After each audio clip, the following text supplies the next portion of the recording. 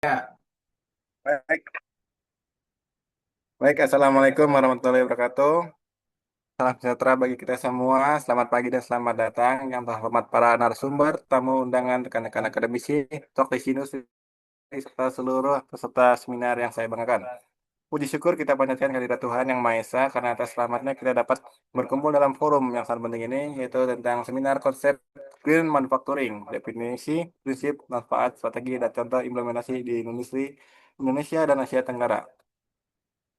Anggota kelompok dengan saya Gandeng Nasutiono, Muhammad Ridwan Nurul Aulia, Yusuf John Ferry Hutauruk, dan Muhammad Yuda. Definisi Green Manufacturing. Green Manufacturing adalah proses manufaktur yang mengintegrasikan prinsip keberlanjutan lingkungan, efisiensi sumber daya, dan tanggung jawab sosial. Tujuannya adalah meminimalkan dampak negatif industri terhadap lingkungan melalui penggunaan bahan baku dan energi terbarukan, serta pengelolaan limbah dan polusi secara efektif. Seluruh siklus hidup produk diperhitungkan dari pemilihan bahan baku, desain, produksi, distribusi, penggunaan hingga daur ulang dan pembuangan akhir. Implementasi prinsip 4R, yaitu mengurangi, reuse, menggunakan kembali, recycle, mendaur ulang, recover, memulihkan. Prinsip utama Green Manufacturing, efisiensi energi dan sumber daya, optimalisasi penggunaan energi, air, bahan mentah, dan sumber daya alam lainnya sepanjang proses produksi. Pengurangan emisi dan limbah, menurunkan emisi gas rumah kaca, GHG, polusi udara, air, serta mengurangi limbah industri. Penggunaan teknologi rendah karbon, mengadopsi teknologi bersih, otomasi, IoT, dan proses inovatif yang minim emisi.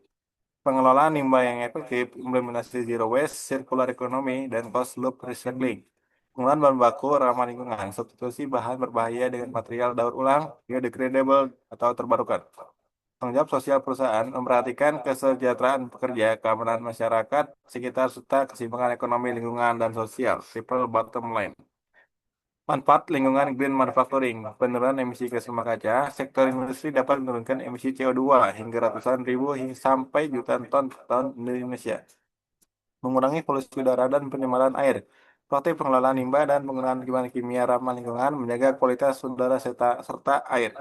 Konservasi sumber daya alam, penggunaan air dan energi menjadi lebih hemat serta mengurangi eksploitasi sumber daya terbarukan seperti batu bara dan gas, mencegah degradasi ekosistem, mempertahankan keberlanjutan lingkungan sekitar dan keseimbangan biodiversitas. Manfaat green manufacturing, efisiensi biaya produksi, pengurangan biaya operasional melalui efisiensi energi, optimalisasi bahan baku, serta pengurangan limbah dan biaya pengolahan. Meningkatkan daya saing produk di pasar global, produk ramah lingkungan lebih diminati konsumen dan lolos peserta ekspor. Loyalitas konsumen dan reputatif positif citra perusahaan meningkatkan di hadapan publik investor dan customer internasional. Peluang insentif pemerintah dan pasar baru mendapatkan akses insentif fiskal, sertifikasi hijau, serta penetrasi pasar dengan regulasi sekitar lingkungan. Penguatan daya tahan finansial perusahaan efisien yang berkelanjutan, memperkuat stabilitas bisnis jangka panjang. Selanjutnya akan dibacakan oleh Mas Yuda.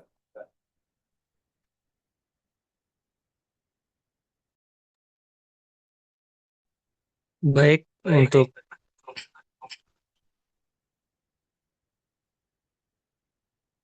untuk selanjutnya ada tabel prinsip dan manfaat green manufacturing. Yang pertama ada efisiensi energi dan sumber daya. Ada pengurangan emisi dan limbah, teknologi rendah karbon. Kedua ada teknologi rendah karbon. Yang ketiga ada penggunaan bahan ramah lingkungan dan ada sistem pengelolaan limbah efektif.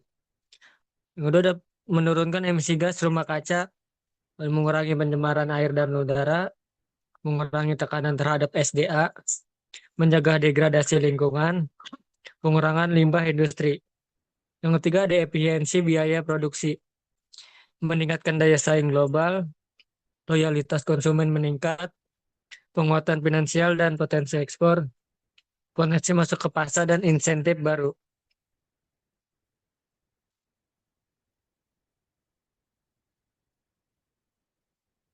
Tabel di atas meringkas hubungan prinsip utama Green Manufacturing dan bagaimana implementasinya langsung memberikan manfaat bagi lingkungan maupun keuntungan ekonomi bisnis. Setiap prinsip mendukung terciptanya proses produksi yang lebih bertanggung jawab, efisien, dan modern.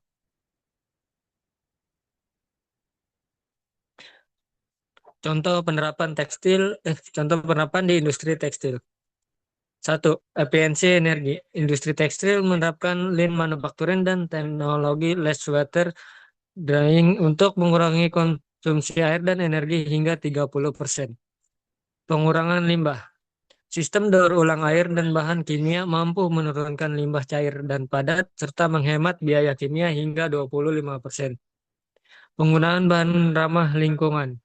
Beberapa pabrik seperti AH Tex di Bandung memanfaatkan PET daur ulang sebagai bahan baku tekstil. Dampak di Indonesia.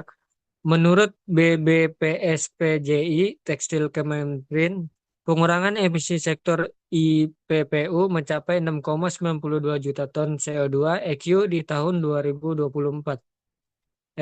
Efisiensi biaya produksi naik dari 6,71% ke 7,31%. Contoh penerapan industri di otomotif. Otomasi dan energi terbarukan. Toyota Indonesia atau TMMIN menerapkan smart manufacturing, teknologi panel surya di pabrik, dan pengurangan limbah dalam proses pengecatan kendaraan. Ada produk elektrifikasi, produksi kijang, inovagenik hybrid, pengembangan epicenter, dan penggunaan bahan bakar alternatif. Efisiensi energi, teknologi casting, hemat energi, dan energi monitoring sistem meningkatkan efisiensi penggunaan listrik. Pengurangan polutan, konsep zero waste to landfill, program konservasi air, serta penggunaan VOC dalam kar kendaraan. Contoh penerapan di industri elektronik, desain eco-friendly and circularity. Perusahaan elektronik seperti Dell dan HP memasukkan konsep closed loop recycling dengan mendaur ulang plastik dan logam bekas menjadi produk baru. The Smart Factory and Lot. Produsen elektronik di Indonesia mengadopsi industrial load untuk monitoring konsumsi listrik dan optimalisasi proses produksi secara real time. Ada pengolahan limbah elektronik, pengembangan sistem recovery material, logam berharga, dan daur ulang komponen e-waste. Pengurangan bahan berbahaya, penggantian timbal dan merkuri di PCB serta substitusi bahan plastik dengan polimer biodegradable. Ya. Penggunaan energi terbarukan, integrasi panel surya, PLTS, atap, biomasa, dan monitoring konsumsi energi berbasis digital. Otomasi dan modernisasi peralatan, mesin berteknologi advanced manufacturing, load untuk pengendalian pemakaian listrik, dan optimalisasi sistem HVAC. Pemeliharaan prediktif, penggunaan mesin vision untuk preventive maintenance, menurunkan downtime dan pemborosan energi.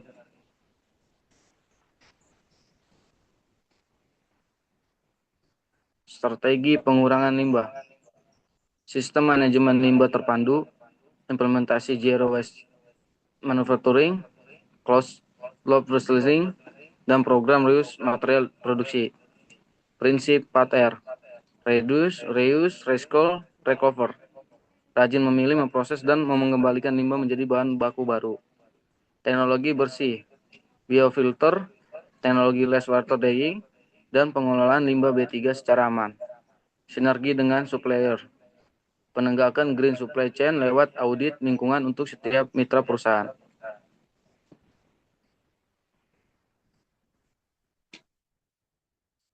Ridwan. Ya, terima kasih sebelumnya. Saya lanjutkan untuk studi kasus Indonesia Manufaktur Hijau Elektronik.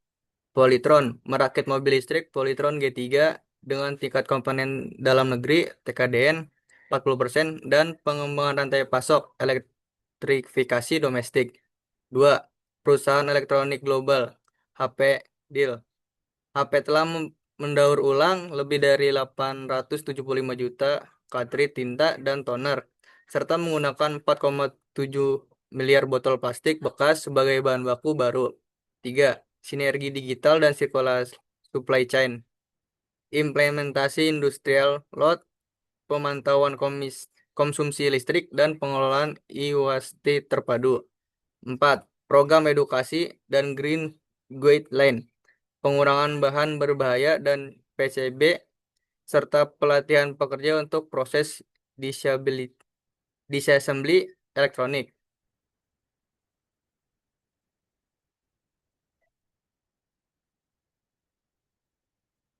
Data tren global green manufacturing. Konsumen global lebih selektif sebanyak 70%. Konsumen global tersedia membayar lebih untuk produk ramah lingkungan. Global Sustain Study 2023. 2. Standarisasi global ISO 14001, ISO 50001, dan Eco Labeling menjadi acuan ekspor inovasi berbasis teknologi dan teknologi seperti digitalisasi supply chain dan smart factory. 4. Transformasi sirkular ekonomi. Adopsi teknologi sirkulasi seperti PET recycled din tekstil, biofuel di otomotif, dan desain modular di elektronik.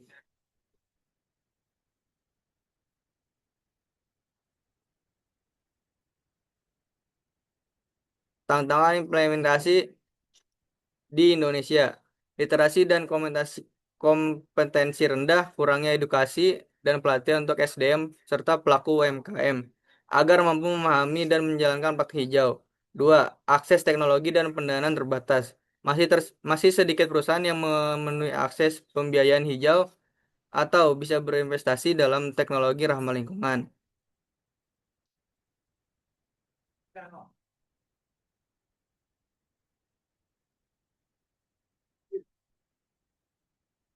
3. Investasi awal tinggi, biaya transportasi, upgrade mesin, dan infrastruktur hijau cukup besar, khususnya bagi industrial kecil menengah.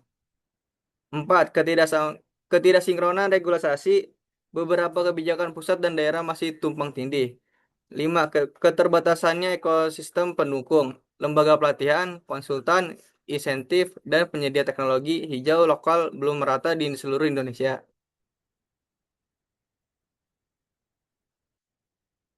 Masa depan green manufacture di Indonesia. Fondasi daya saing nasional. Green manufacturing adalah kunci menuju daya saing industri dalam persaingan ekspor dan integritas pasar global. 2. Strategi konkret pemerintah. Regulasi makin ketat. Insentif finansial. Makin Indonesia 4.0 dan sertifikasi hijau untuk mendorong transformasi industri. 3. Fokus Fokus pada SDM dan insukli UMKM, pengembangan keterampilan hijau dan edukasi, serta inklusi perusahaan kecil menengah dalam rantai pasok hijau. 4. Peluang ekspor dan pertumbuhan jangka panjang. Produk hijau dari Indonesia berpotensi menjadi unggulan Asia Tenggara, termasuk pada pasar tekstil berkelanjutan, otomotif elektrifikasi, dan elektronik sirkular. 5. Komitmen terhadap SDGs. Kontribusi nyata dalam pencapaian target Sustainable Development Goals SDGs dan target nasional Net Zero Emission 2060. Sekian presentasi dari kami. Jika ada yang kurang, mohon maaf. Dan jika ada yang ingin bertanya, ke kolom komentar saja. Terima kasih.